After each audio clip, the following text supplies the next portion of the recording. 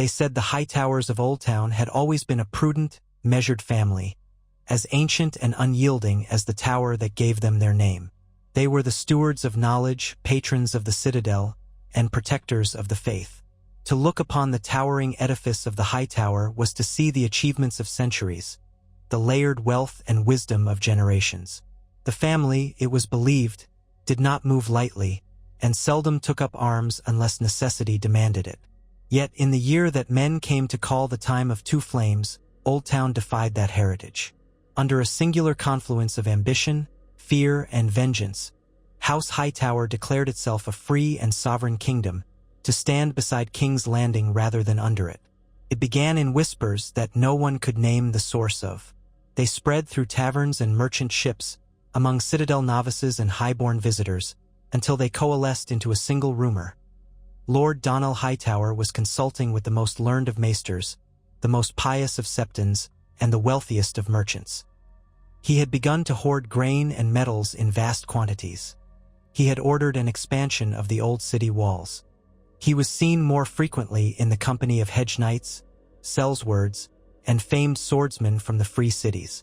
The atmosphere grew restless, like a hot, still day before a storm's first thunder. Soon enough, the rumor of rebellion was whispered in equal measure with the rumor of an outbreak of plague. But neither was fully believed. After all, who would be so bold or reckless as to break from House Targaryen in open defiance? And yet, a kernel of truth spread with every uncertain breath. Donald Hightower was no fool. His father, Lionel Hightower, had died in a skirmish on the Mander some years past, leaving Donald to inherit not only rule over Oldtown but guardianship over the secrets kept in its libraries and vaults. Donald's father had fought for the Targaryens in the waning years of the Faith militant uprising, ensuring the continued fealty of Oldtown. But there had always been rumors that the Hightowers felt overshadowed by the Iron Throne's dominion, especially once King Aegon and his successors had begun to strengthen alliances in the reach through the Tyrells. The Tyrells may have been the liege lords, but they had once been only stewards to the ruling Gardener kings. In an older age, the Hightowers themselves were among the greatest powers in all Westeros, rivaled only by the might of the Rock or the Stormlands. The Targaryens, with their dragons, had changed all that. Donell was a man with a sense of history, a sense of destiny, and an unrelenting conviction that Oldtown would no longer abide in the shadow of King's Landing. He had confided in no one but his closest counsel, his brother Ser Baelor Hightower, a knight famed for his prowess at tourneys, Maester Thomos, an aged but sharp-minded counselor who had studied at the Citadel for 5 decades, and his cousin Lady Eleanor, whose skill with words rivaled a mummer's ease in adopting masks.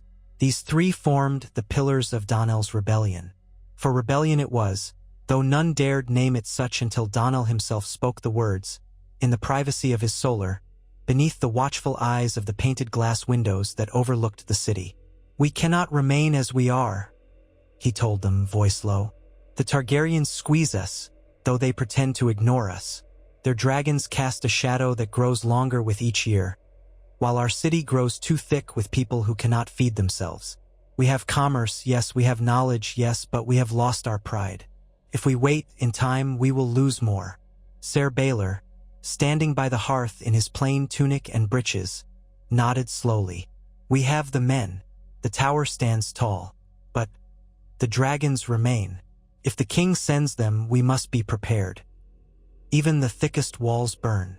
Donell's expression hardened. "The faith we keep has cautioned that man should not defy the will of the gods. Yet we have also been taught that no mortal has the right to place himself above all others like a god. Have the Targaryens not done just that? We will forge alliances, gather steel, and wage war if we must." Maester Thomos, in all his gray-robed authority, cleared his throat. "And the Citadel? The Archmaesters? Do not think them all loyal to you, my lord. Many are sworn to serve the realm under the king." "Not all, Maester," Donell replied, his eyes narrowing. "Many have grown restless under Targaryen rule, especially those whose works have been curtailed by the crown. The Citadel frowns upon open defiance, but they covet independence in their own fashion. They prefer to remain above the petty politics. And if we give them no choice, they might quietly support us with knowledge that can defeat dragons. After all, it was rumored the Maesters had a hand in the death of the last dragons, through cunning, not open war. Their secrets can be turned to our advantage. It was not a light decision. Rebellion required more than ambition. It required cunning, resources, and a cause the people could rally behind. The Starry September, once the seat of the High Septon before the Targaryens raised the Great September in King's Landing, still held a revered place in Oldtown. Many Septons felt the faith had been weakened by Targaryen meddling and would lend their voices to any movement that might restore the power of the faith in the south. Donnell intended to unite the city's Septons, the merchants, and the citadel in a common desire: freedom from the overshadowing presence of dragons and the Iron Throne. The first public act that hinted at the shift to come was the appointment of a new captain of the Oldtown City Watch. House Hightower dismissed the old captain, a man known for his loyalty to the Tyrells, in favor of Ser John Huey, a knight fiercely devoted to Donnell's younger sister. Overnight, the Watch's ranks swelled with new recruits, each one sworn personally to House Hightower.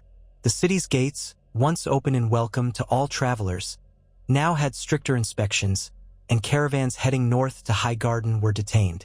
The roads leading in and out of Oldtown bristled with watchful eyes. Those who complained were silenced with coin or reminded that it was for the city's defense. But the true sign of Oldtown's boldness arrived when Donnell Hightower invited Prince Garin Targaryen, a second son of King Aerys, grandson of the Conqueror by a few generations, to visit Oldtown. Prince Garin was a noted scholar and had studied briefly at the Citadel in his youth. He came with only a small retinue, expecting a warm welcome from the city he loved. When he arrived at the gates, Prince Garin was treated graciously, feasted in the halls of the Hightower, and shown every courtesy. But he was subtly discouraged from returning north with any haste. Letters he sent to King's Landing were delayed. Rumors began to fly that the Targaryen prince was practically a hostage. In truth, Donnell Hightower was cautious not to appear overly hostile yet. The prince was there to gather knowledge, but Donnell hoped to glean something else: the willingness of Targaryen loyalists in Oldtown to help or hinder his cause, and the measure of the crown's reaction once word spread of the prince's indefinite stay. Would the Iron Throne send negotiators, or would they send dragons? Prince Garin was no naif. He sensed the tensions in the city, read the writing on the walls, sometimes literally, as new slogans began to appear in certain alleyways proclaiming Oldtown the heart of the faith and true seat of knowledge. But the prince was mild-mannered and believed in the art of negotiation. He reasoned that as long as he was not harmed, the crown might see fit to parley. "There is no cause for alarm," he wrote in one letter that eventually found its way to his father's eyes. "Lord Hightower and I have amicable relations, but it is evident that Oldtown feels ill-used by the realm, overshadowed by the Tyrells in the Reach, and overshadowed by our own seat in King's Landing. I suspect Lord Hightower is attempting to press for greater autonomy. Perhaps if we cede them certain rights of commerce or recognition of their authority, they may be persuaded to remain loyal." Yet events soon passed beyond the realm of quiet negotiation. Ser Baelor Hightower, in the practice yards, was known to urge the younger knights to train harder, longer, with new steel. The rumor was that Baelor had acquired black iron from the east, hammered into strange new weapons that no one had yet seen unsheathed in public. He oversaw the forging of heavy crossbows with steel so taut that it required 3 men to draw them. And in the harbor, the war galleys flying the Hightower sigil multiplied, their prows shaped like hissing sea serpents, the color of burnished gold. Across the city, the common folk began to whisper of a day soon coming when Oldtown would stand alone. The most devout among them took heart, believing that with the Starry September's blessing, no dragon could stand against the might of the Seven. The more worldly ones worried that Targaryen retribution would be swift and brutal.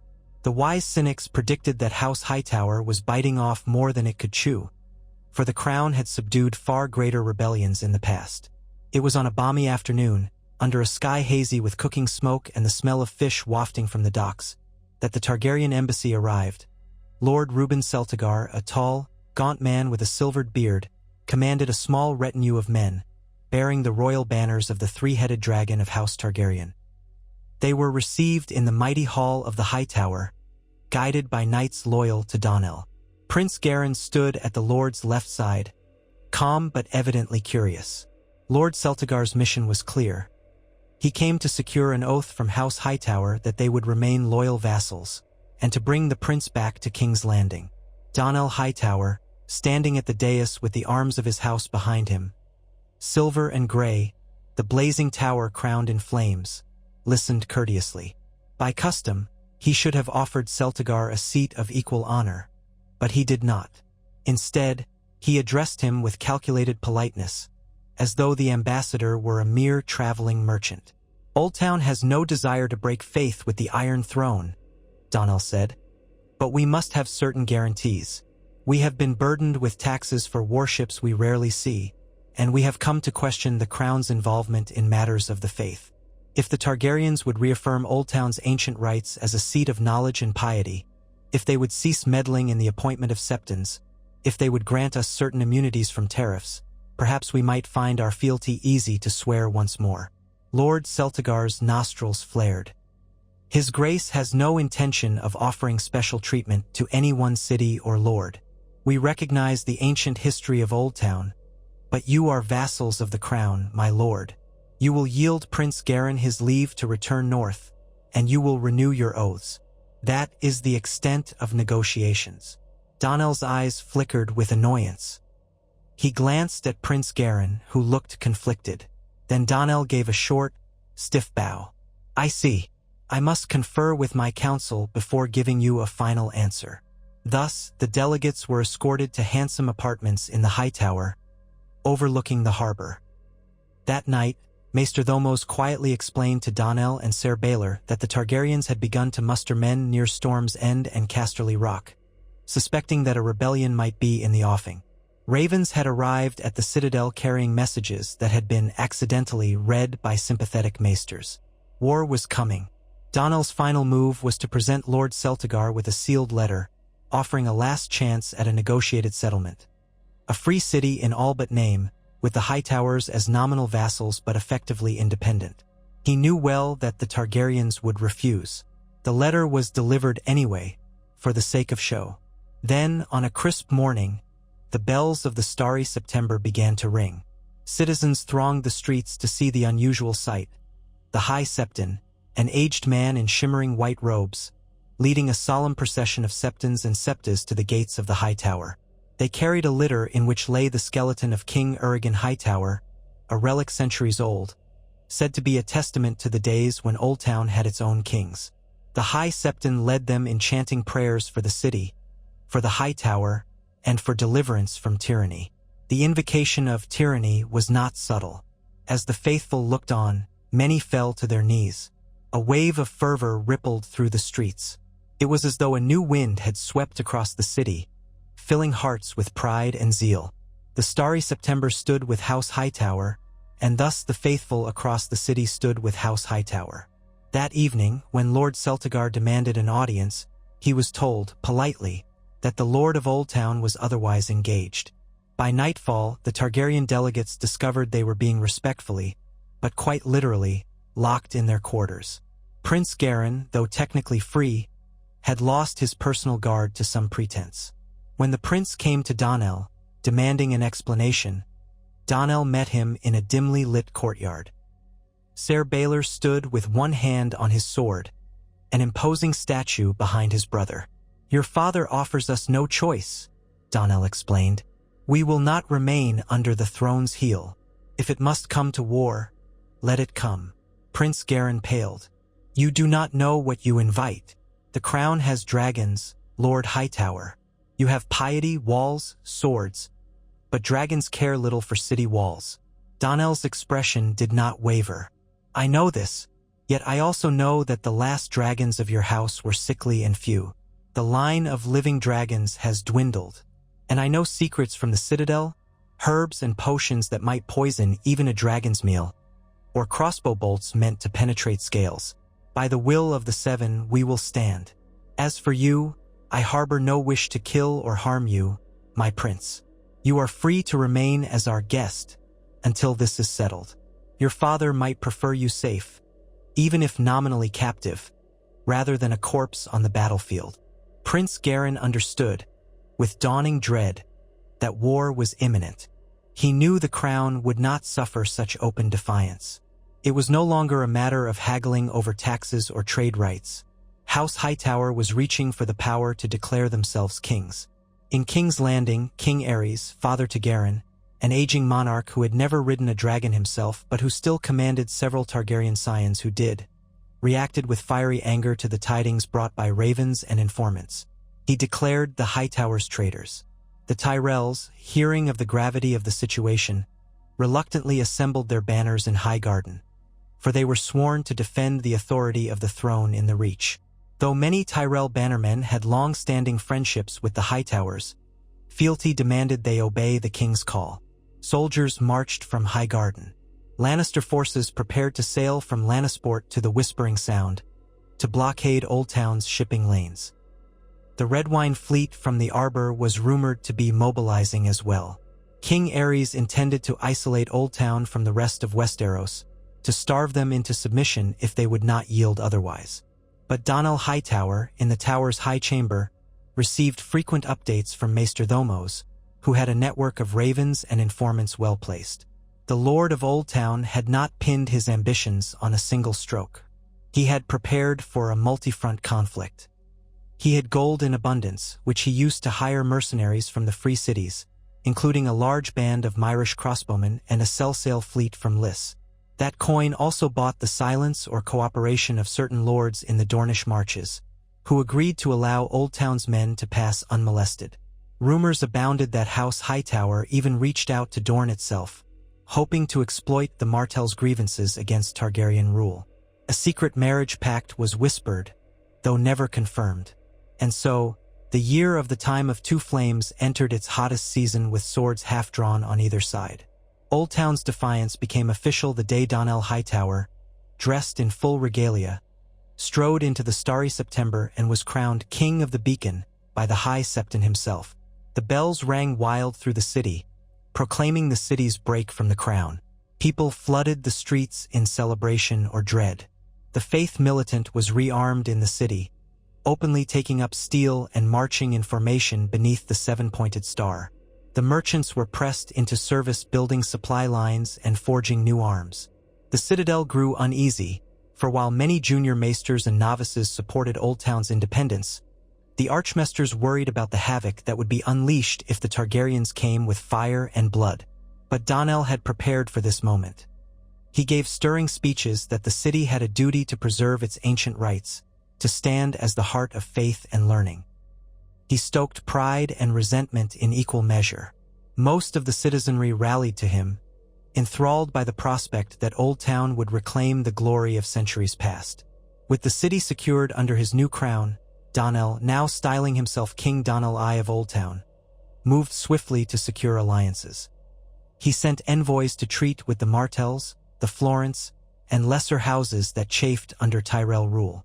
He even dispatched secret emissaries across the narrow sea, attempting to buy the loyalties of pirates and mercenary captains who might harass Targaryen ships. He was not naive enough to believe he could vanquish the Targaryen might in a straight fight. The key was to disrupt their supply lines, whittle away at their allies, and threaten a protracted war that might cost more than the Iron Throne was willing to pay. Yet the Targaryens had not been idle. King Aerys commanded that Prince Mairon, Garen's elder brother and heir to the throne, take the field. Prince Mairon had never lacked for confidence. He had been tutored by legendary knights, and though no dragons in the prime of old roamed the skies, he boasted 2 half-grown dragons stabled in the dragon pit. Their flames might not be as mighty as Balerion the Black Dreads had once been, but they were still dragons.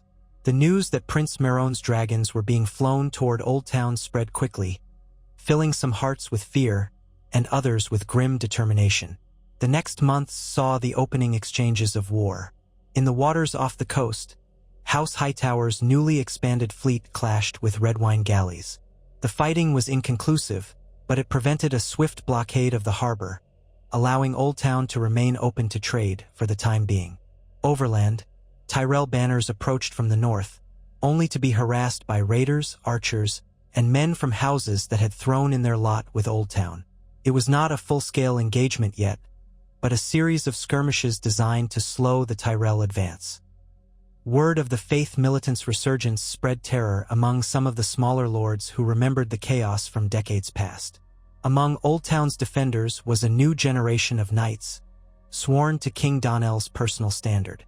Sir Baelor Hightower led them, forging a reputation for both brilliance and ruthlessness.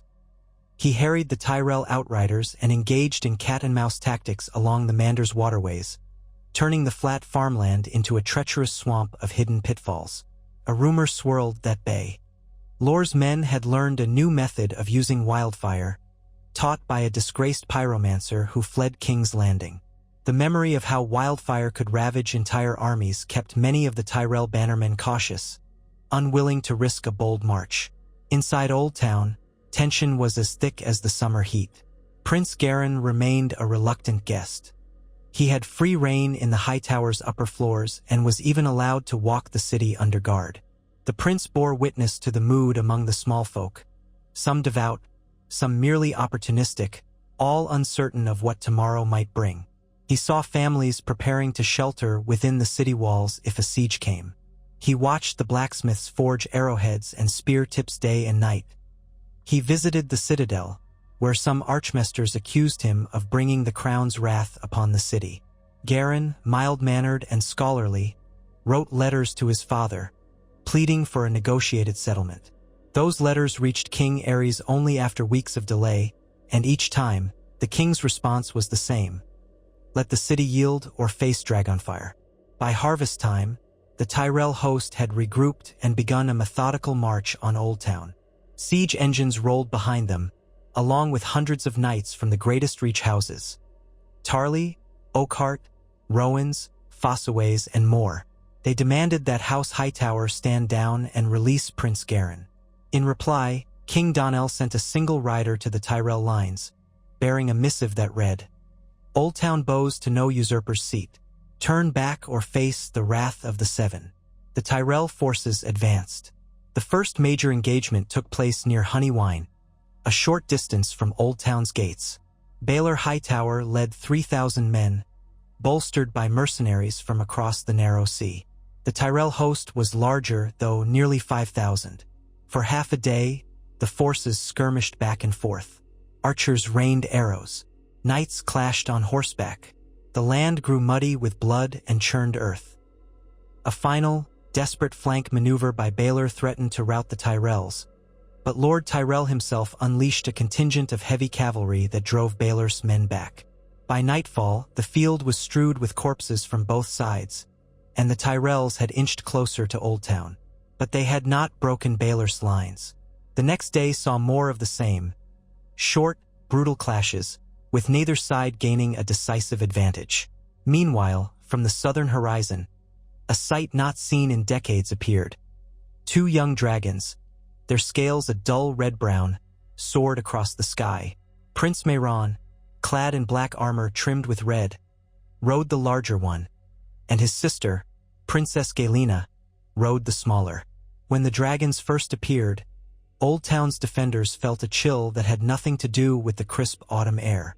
Over centuries, men had learned that even one dragon could lay waste to entire armies, burn ships in their harbors, and turn proud castles into smoking rubble.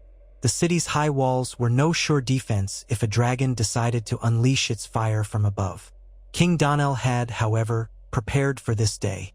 Massive crossbows and scorpions had been installed on Oldtown's walls and towers, along with caches of strange alchemical concoctions said to be potent enough to harm a dragon if the shot struck true. In secret, Donnell also bet on a more insidious plan. Maester-Thomos had overseen the infiltration of certain spies into the Targaryen camp, carrying with them potions that, if successfully introduced into a dragon's feed, might poison the beast. But that plan would take time. For the moment, the immediate concern was how to deal with Prince Mehron's arrival. The Tyrell host rejoiced as they saw the dragons circle overhead. The morale boost alone was significant. The next skirmishes heavily favored the crown's forces. On the third day, the Tyrell lines advanced to within sight of Oldtown's walls. Smoke from the burning farmland hung in the air, and local farmers, once loyal to the Hightowers, watched with grim faces as their fields were trampled. Baelor Hightower retreated behind the city gates, prepared for a siege. Yet the siege would be no ordinary one, for the dragons could attempt to attack from above. Prince Mehran, flush with confidence, tried just that. He soared over the battlements, the young dragon's wings whipping the air into a frenzy. For a moment, the defenders quailed, expecting a torrent of flame. But Baelor's crossbowmen were ready. A hail of bolts came whistling upward. Many fell short or were easily dodged by the agile dragon. But one monstrous scorpion bolt, launched by 3 men working in unison, slammed into the beast's side. The dragon howled in pain, swerving away. Though not mortally wounded, the blow forced Prince Mehran to retreat. He realized Oldtown was not as defenseless as he had hoped. Over the next few days, the city endured. Nightly, the Tyrell camp catapulted flaming shot over the walls, hoping to set fires within. Oldtown's defenders used buckets, cisterns, and faith to put out the blazes. The starry September spells tolled continuously, calling on the faithful for strength. The faith militant roamed the streets, ensuring order was kept and stamping out any sign of desertion. King Donnell rationed food supplies carefully, drawing on the hoards he had stockpiled. The weeks dragged by, each day bringing more casualties, more heartbreak. Prince Garin, though still captive, worked tirelessly to broker peace. He appealed to King Donnell, to Ser Baelor, to the High Septon. He wrote a letter to Prince Mehran, delivered by a single messenger under a flag of truce. But Prince Mehran's response was brief: yield or burn. Garin turned pale, reading it. He realized that the war had taken on a life of its own, stoked by the pride of both sides. The Targaryens could not afford to be merciful without losing face, and the Hightowers had thrown everything into independence. If Oldtown yielded now, the retribution would be swift and merciless. Donnell would lose his head, the city might face savage reprisals, and the faith militant would be crushed once again.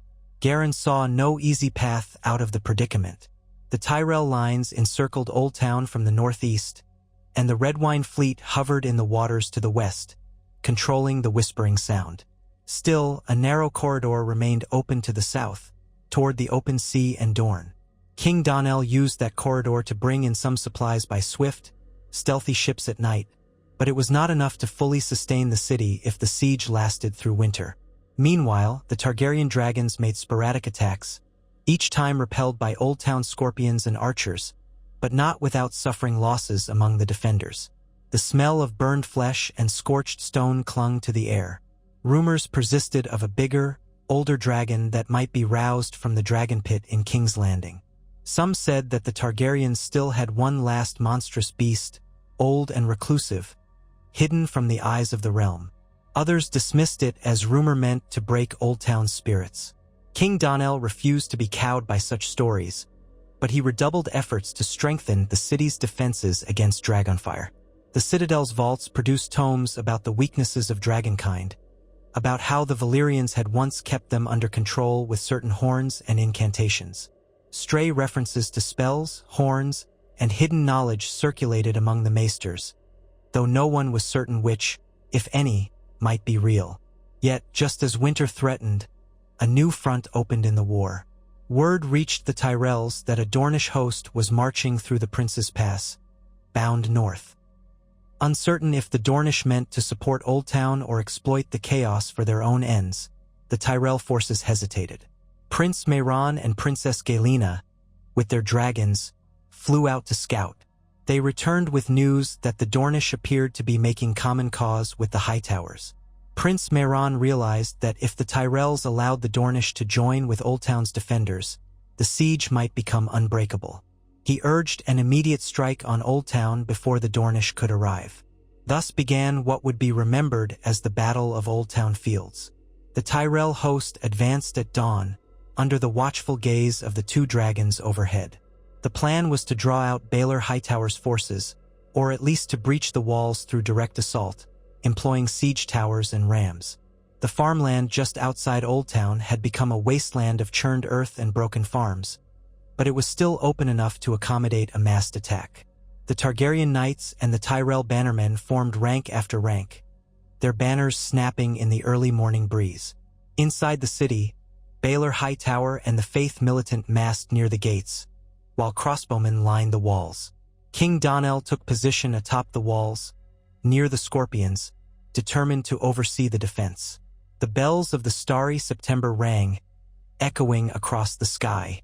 As the Tyrell horns sounded, the battle began in earnest. Siege towers rolled forward, under covering fire from archers. Defenders on the walls hurled stones, poured boiling oil, and unleashed flights of arrows. The clamor of steel on steel rose to a deafening pitch. Prince Mehron circled his dragon overhead, scanning for a weakness in the city's defenses. He spotted a section of wall near the southwestern corner that appeared less heavily manned. Signaling his sister, Galena, he dove with the dragon, the beast's jaws opening in a gout of flame. The fire raked the battlements, forcing defenders to scatter. Several crossbows were destroyed in the first pass. But again, a volley of scorpion bolts shot upward, forcing the dragon to wheel away. One bolt tore through the membrane of the creature's wing, and it roared in fury and pain. Below, the Tyrell men pushed forward, ramming the gates and pressing the advantage. For a moment, it seemed the defenders might crumble under the combined onslaught. But Oldtown had not yet revealed all of its secrets. Atop the walls near King Donnell, a small group of robed figures, alchemists or maesters, it was never quite clear which, ignited something in large jars, then hurled them from specially rigged catapults. The jars smashed among the siege towers, erupting in showers of green liquid that burst into flame upon contact with air. Wildfire, a hideous blaze, spread among the Tyrell lines, sending men screaming and horses bolting. In minutes, the front ranks of the assault were in disarray, consumed by the green conflagration. Prince Mehron's dragon soared overhead, but it too shrank from the unnatural heat of wildfire. Desperate, the Tyrell host tried to contain the wildfire, but it clung to men and wood alike, and water only seemed to fuel its unnatural flame. The impetus of the assault wavered. A mass of soldiers retreated, some so terrified they ran directly into the path of their own archers behind them. Watching from the walls, King Donnell allowed himself a grim smile, but he saw that, in the distance, more of the Tyrell force remained disciplined. They might rally. The dawn was still young, and though the wildfire had blunted the assault, it had also spread dangerously near the gates. If it reached Oldtown's walls, the city itself could be threatened by an uncontrollable blaze. Baelor Hightower ordered the gate defenders to douse any stray patches that licked upward, while inside the walls, men with barrels of sand stood ready to smother the flames. The dragons, though harried, refused to back down. Prince Mehron circled wide, looking for a safer angle to attack. He saw that the southwestern corner was partially on fire now, but the defenders there were distracted fighting the flames. He dove again, unleashing a torrent of dragon fire.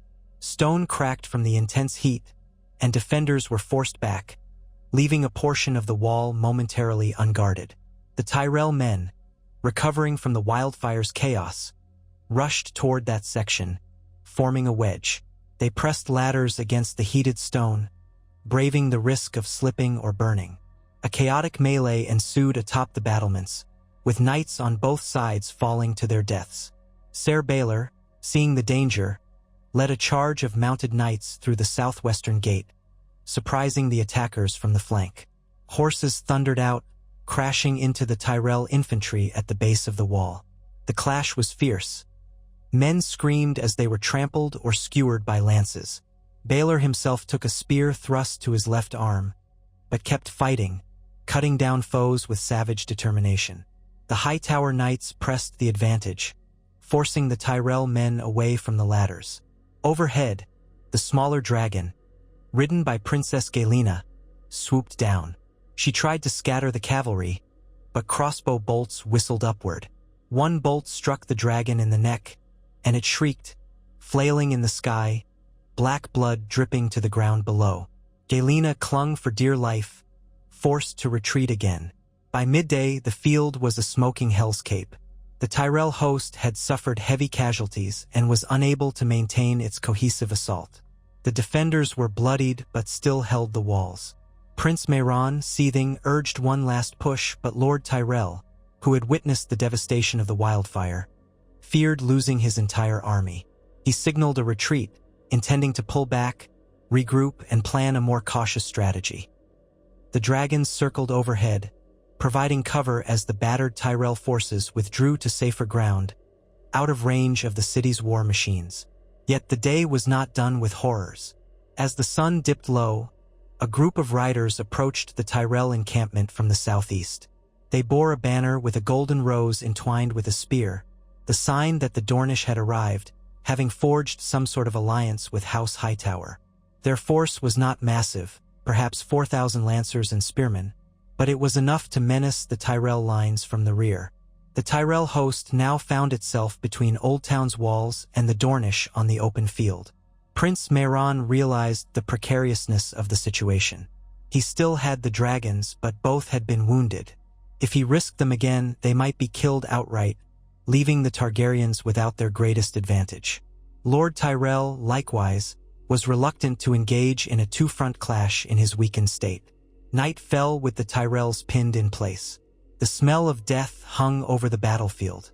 Sporadic skirmishes flared, but the real question was, would the Targaryens risk pressing the fight in darkness, or would they attempt to negotiate? Some whispered that the war might be decided that very night, if the Dornish and Oldtown forces timed their attacks. Others whispered that the Crown's men might attempt a stealth infiltration, or that the dragons would incinerate the Dornish camp while they slept. The tension was thick enough to taste in every breath. Prince Garin, within Oldtown, pleaded once more for an audience with King Donnell. He argued that the Tyrells might be forced to the table if the city showed good faith. Donnell, bloodied and exhausted from the day's defense, still wearing his makeshift crown, only half listened. He believed that the Crown's forces were near breaking. If the Dornish attacked at dawn, they might crush the Tyrells outright. Then Oldtown would be free. But Prince Garin saw a different picture. "My lord," he said quietly, "your city has not been broken, but how long can it hold? The Tyrells still outnumber you, and the Crown has further resources. The dragons, though wounded, remain a threat.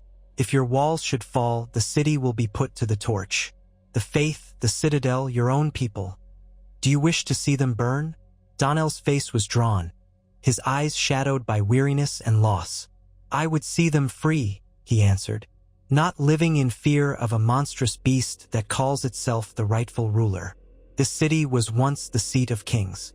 Perhaps it shall be so again, or we shall die trying. I will not kneel." Garin said nothing at first. Then, in a last gesture of desperation, he spoke. "I care not for my father's pride, or my brother's glory. I care that the city of my youth is not reduced to ash. Will you let me ride out to parley with Mehran and Lord Tyrell? If there is any chance of a compromise that saves lives, let me try." King Donnell was silent for a long time, staring through the open window that overlooked the battered fields. The flicker of distant torches illuminated the horizon, where the Tyrell banners rippled in the night breeze. At last, Donnell gave a small nod. "Go then, but if you return with the word that we must yield unconditionally, I will fight to the last." Under a flag of truce, Prince Garin left the city at midnight, accompanied by a small retinue of Hightower knights as security. He was greeted warily by Targaryen guards in the Tyrell camp and ushered to Prince Mehran's pavilion. There, Garin found his brother pacing restlessly, patches of soot and dried blood on his armor, his face grim and lined. Princess Galena sat nearby, her arm bandaged from the earlier fighting. Lord Tyrell stood with his principal bannermen, including Tarly and Rowan, all looking exhausted and furious. When Garin entered, every eye turned to him, and for a moment, no one spoke. At length, Prince Mehran demanded, "Have you come to surrender the city on their behalf?" Garin answered softly but firmly, "I come to seek a resolution that spares thousands of lives, Mehran." We do not need more bloodshed. If Oldtown yields, King Donnell, I fear, will be executed, and the faith militant with him. The city will never forgive us, and the realm will be uneasy for decades. If you keep pressing, the Dornish might cut off your escape routes, or you might lose the dragons. Then the city might fall, but only after unimaginable slaughter. Lord Tyrell interrupted. The Hightower must pay for this rebellion. They took you hostage, your grace. They crowned their lord as king. The realm will not stand for such treason. Yet no city in Westeros is more beloved by the faith than Oldtown, Garin replied.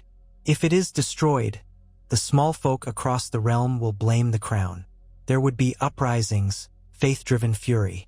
It could tear the kingdom apart. Meryn's gaze hardened. They have forced our hand.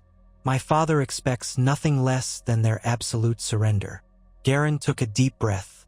Then tens of thousands will die on both sides. The Tyrells may triumph in time, but how many men will they lose holding a city that despises them? How many knights will perish in taking walls that might never fall if the Hightowers will it so? Even if the city is starved into submission, the faith and the citadel might flee, or the libraries burned. Will the realm not lose a treasure beyond measure? Is there no compromise, no term of clemency we can offer, to bring Donnell to kneel? A tense silence gripped the pavilion. Outside, the wind carried the faint cries of wounded men. Lord Tyrell rubbed his temples. The bannermen exchanged uneasy looks. Princess Galena, cradling her bandaged arm, spoke softly. The city can be spared, but Donnell Hightower and his family must be brought to justice. He cannot remain in power, or else the seeds of rebellion will remain. Garin ventured.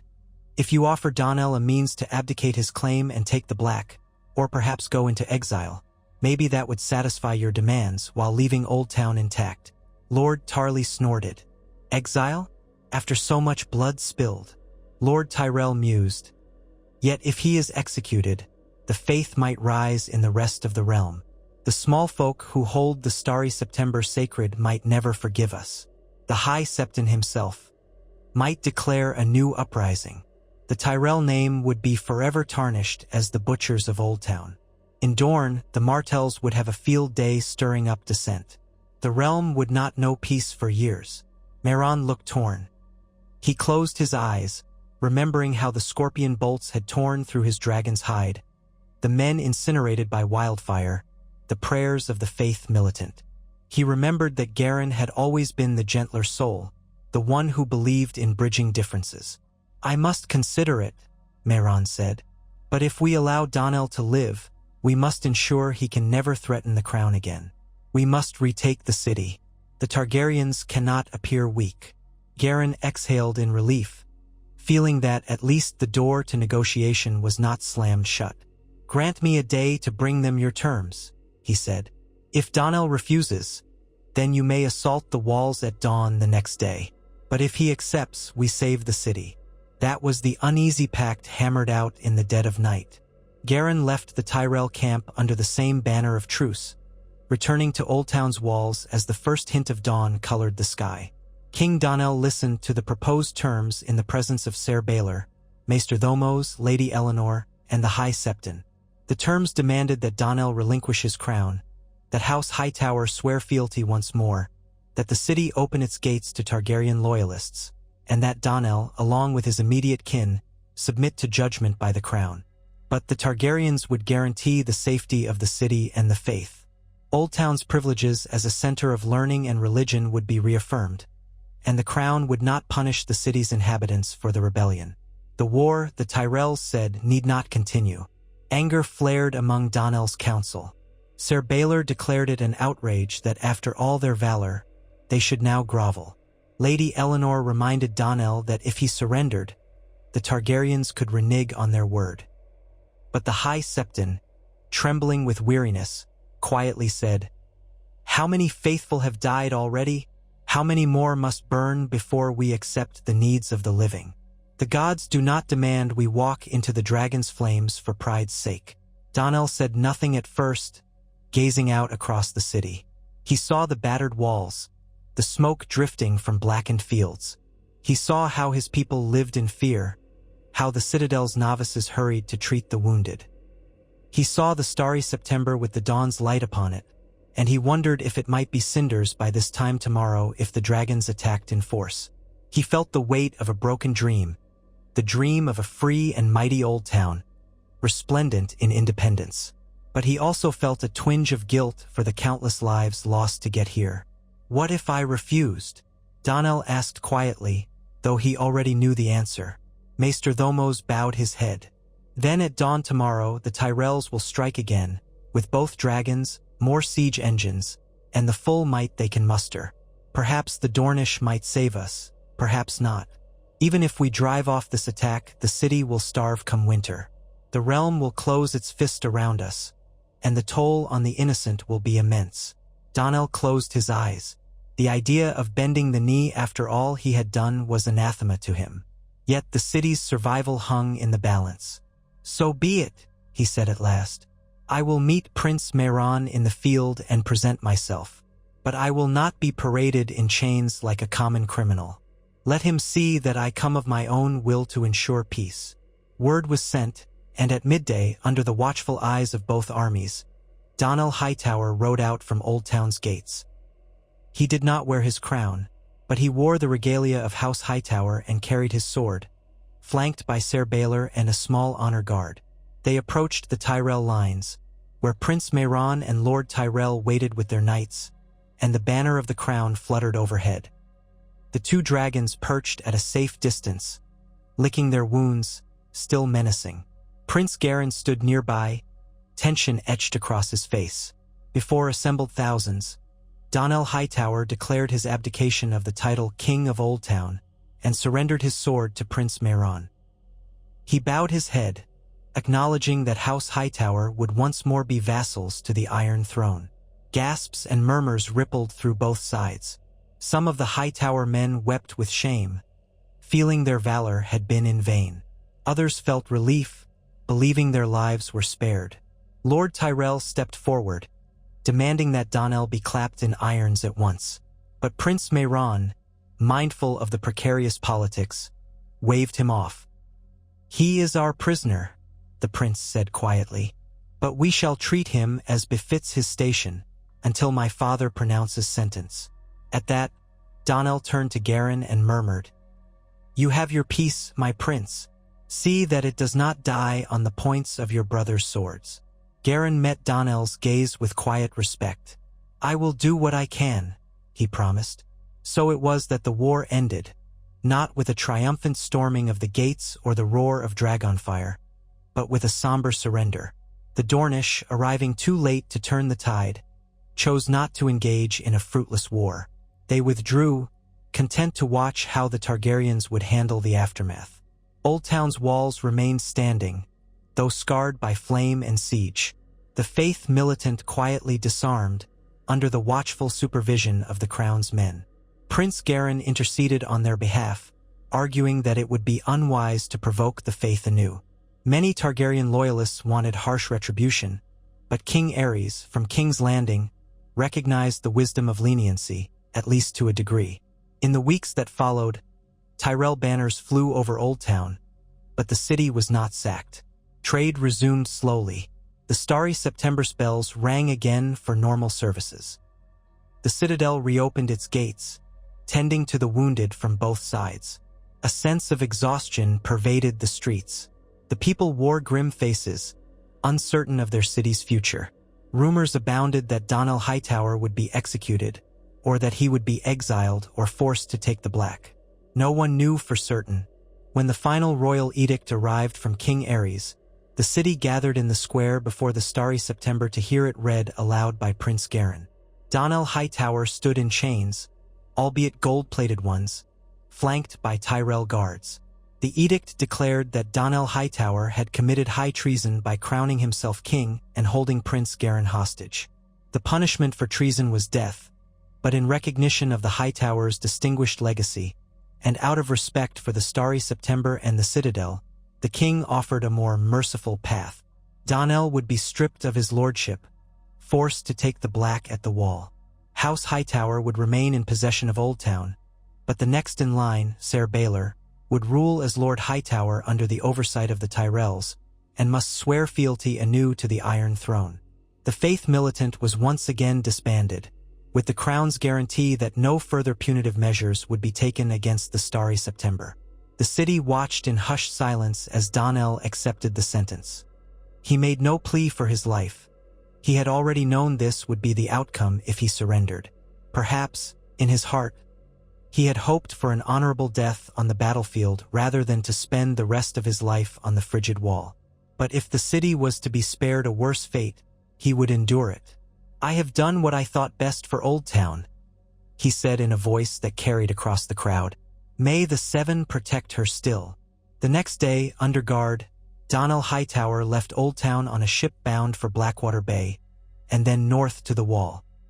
The crowd that gathered on the docks was sorrowful, for many of them had believed in his vision of a free Oldtown. Some cursed his pride for bringing misery upon them all. Some wept for a man who had fought valiantly for the city's honor. None could deny he had changed Oldtown forever. The war had cost thousands of lives, sown resentment in the Reach, and stirred tension with the Targaryens that would never fully subside. House Hightower itself was humbled. Baelor, the new lord, wore a subdued expression as he oversaw the city's recovery. Prince Garin departed soon after, with an uneasy sense that although the war was over, the scars would remain for generations. He had done what he could to broker a peace, but whether it was a lasting peace or the prelude to further unrest was impossible to say. Prince Mehran and Princess Galena returned with their wounded dragons to King's Landing, where a triumphant but hollow victory was celebrated. The realm had been preserved, for now, but the question of Targaryen supremacy had been tested, and the cracks in the foundation of their rule had begun to show. Oldtown carried on in the war's wake. The Starry September resumed its place as a beacon of the faith, but fewer pilgrims visited now, wary of the Crown's watchful eye. The Citadel continued its quiet work, though rumors persisted that certain maesters had conspired to undermine the dragons, and that some knowledge of how to kill dragons had been tested during the siege. The city's harbor filled with ships once more, but trade was slower to recover. The Tyrell garrison stationed in Oldtown politely but pointedly reminded everyone who truly held power in the Reach. Yet, behind closed doors, many of the city's folk insisted that one day, Oldtown would rise again, perhaps more subtly next time. Thus ended the time of two flames, so named for the scorching presence of Targaryen fire and the blazing beacon of the Hightowers' independence. In the annals of the Citadel, scribes recorded it as a costly revolt that reasserted the Targaryen monarchy's authority, even as it revealed the fragility of that authority. The Faith wrote its own version, lamenting the bloodshed between the faithful and the Crown but finding solace in the fact that the Starry September had not been raised. In folk songs and tavern stories, Donnell Hightower was sometimes lionized as a fallen hero, sometimes damned as a fool who challenged dragons and lost. Only time would tell if Oldtown would ever again try to crown its own king, if the Faith would remain content under Targaryen rule, and if the secrets of the Citadel might one day tip the balance of power once more. But for now, the battered walls stood silent, and the flame atop the high tower still burned bright, a silent reminder that pride, knowledge, and faith had nearly reshaped the fate of the realm.